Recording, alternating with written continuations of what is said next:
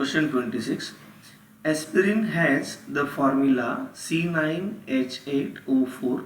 How many atoms of oxygen are there in a tablet? Okay, म्हणजे या ठिकाणी आपल्याला ॲस्पिरिनचा मॉलिक्युलर फॉर्म्युला गिवन आहे आणि फायनली मास पण गिवन आहे. Okay, you can see here.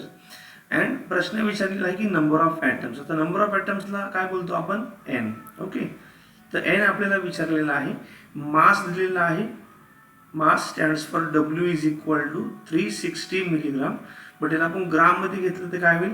Multiplied by 10⁻³ gram. Okay, तर फॉर्म्युला आहे आपल्याकडे mass by molecular mass is equal to number divided by Na. आता बेसिकली बघा, इथे कन्फ्युजन असते विद्यार्थ्यांचं. ॲस्पिरिन हा इथे मॉलिक्यूल आहे, बरोबर. म्हणजे आपण हा जो एन शोधणार ना, हा मॉलिक्युल्स भेटेल आपल्याला.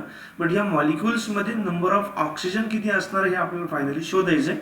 म्हणजे आपल्याला ॲटॉमिसिटीने मल्टिप्लाय करावं लागतं. ओके, तर फायनली फॉर्म्युला काय बनेल?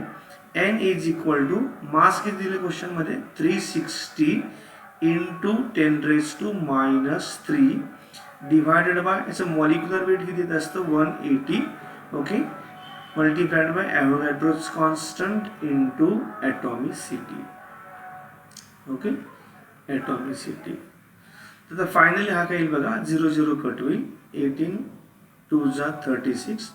ओके, 2 इंटू ॲव्होगॅड्रोज कॉन्स्टंट पुट करूया आपण. 6 इंटू 10⁻23 इंटू ॲटॉमिसिटी किती असणार आहे बघा. एका मॉलिक्युलमध्ये ऑक्सिजनचे 4 ॲटम्स आहे. So this will be multiplied by 4. एकदा आपण सॉल्व केलं तर किती? 12 ओके, आणि हा 10⁻³ म्हणजे फायनली आपलं आन्सर किती येणार आहे? Option number D.